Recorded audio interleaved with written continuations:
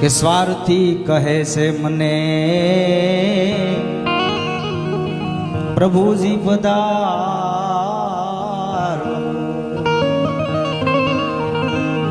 હું રાજા છું, દ્વારકા નગરીનો હું રાજા છું. એટલે મારી વિશે જે કામ કરવા વાળા છે ને એ બધા સ્વાર્થી તો એમ કે પ્રભુ આવી આવો, અહીંયા આવો, આમ આવો, તેમ આવો, તમારે જમવું, આ તેમ બધું કરે, પણ એની વાણીમાં મને સ્વાર્થ દેખાય છે.